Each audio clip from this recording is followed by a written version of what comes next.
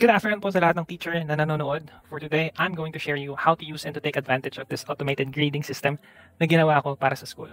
By the way, my name is Ralph and I'm your aspiring data analyst in your school.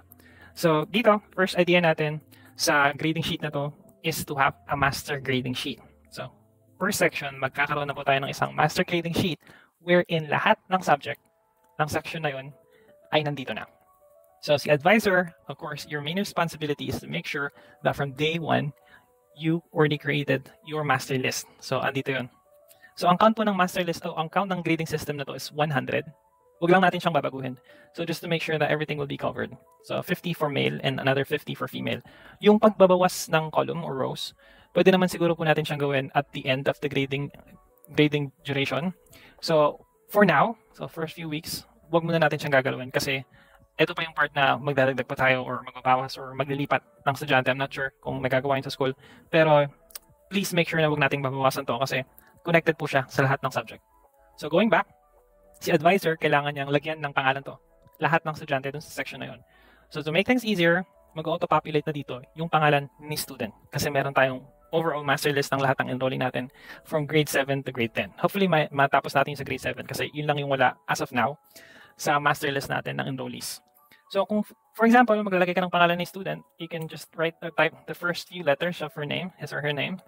So, Asidera. Then you can just click on his or her name. So mag-auto-populate na yun. So hindi ka na mahihirapan or hindi ka na may misspell sa paggawa ng master list mo. And, pag nagawa mo na yung master list na to sa section mo, lalabas na ngayon siya automatically dun sa master list din ni subject teacher. So meron na agad kayong connection nito ni subject teacher and then ni advisor. Kasi minsan, no, si subject teacher may sarili siyang master list, may sariling format. For this kind of grading system, hindi na mangyayari yun. Kasi yung master list ni advisor is magiging master list na rin ni subject teacher. Okay. So the challenge here now is how are you going to access this as fast as possible? Kasi kung ako si teacher, titignan ko pa yung folder from the file, folder from the drive, and then pupuntahan ko yung isang section. So for example, grade 7 teacher ako, pupuntahan ko yung isang section ni Miss Moreno, and then i-open ko yung link, and then titignan ko pa isa-isa kung saan yung subject ko.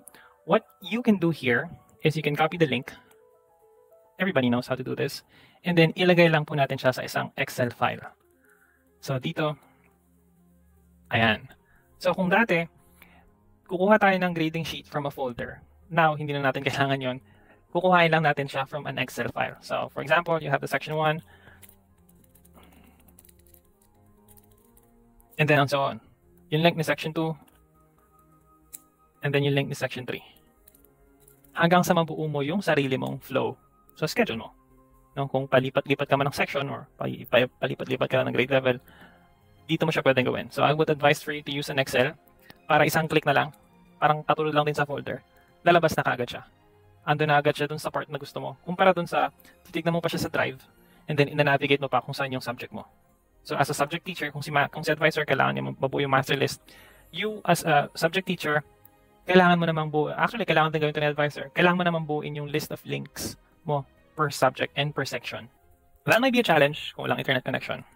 No? But hopefully, so sa lahat ng pagkakataon, sana na mag-i-input tayo ng grade sa isang section ay may internet service para naman connected lahat ng subject or connected lahat ng grading sheet natin. And since that everything is connected after the grading period, so makikita na agad natin si grading sheet. Oh, yes, yung summary grading sheet ng section na yun. So si advisor, hindi niya nakakailanganing bumuo pa ulit ng isa pang grading sheet na naman, no, para sa grading period na yun kasi automatically na siyang magpapopulate dito together with the average per students. So makita natin dito sa slide na to. Kita na agad natin yung average ni student sa isang grading system. O sa isang grading period. And after that, meron din tayong ranking system or local statistics na makikita natin dito kung sino yung highest to lowest, not only in that section but for each and every subject. So meron tayong drop down dito. Makikita nyo per subject as an advisor or probably as a subject teacher kung sino yung pinakamataas dun sa subject na yun and kung sino yung pinakamababa as well. So, dito makikita mo sa subject teacher kung sino yung pinakamababa sa'yo. Hindi mo na kailangang tignan yun isa-isa pa. And after that, may general ranking tayo per subject. Now, general ranking din per section. So, ano ba yung performance ng isang section na yun sa subject na to? Sa subject na Filipino, English, and Math. And after that too, we can rank them by subject. So makikita rin natin yung strong, or kung saan sila pinakamagaling, which is in this example is music, and then kung saan din sila pinakanahirapan, which is the English subject. So etong part na to ng master grading sheet, nakalock na siya because you don't need to do anything in here. So dito hindi mo na siya magagalaw, mag-auto-populate na lang siya, and it will depend kung ano yung mga scores na nilagay mo for each and every subject here. And with this kind of system din po, pwede natin tignan kung ano yung performance ng estudyante mo sa ibang subject. For example, you're an English teacher, you wanted to check out how are they performing in math, science, and vice versa. Kung science teacher ka, gusto mo makita yung performance nila sa ibang subjects, yung status nila sa ibang subjects, baka sa'yo lang sila na medyo nahihirapan, no? You can check it out. You can access everything. And para na rin po dun sa mga curriculum chairman, head teacher, to check what's the status of the grading sheet of your teachers. And using this kind of system, makita natin, we can zoom out, no, as a whole year, kung paano nag-perform yung school sa subject na to, subject 1, 2, 3, and so on. Marami pa tayong pwedeng makita and bigyan ng analysis for the school, for the whole school year.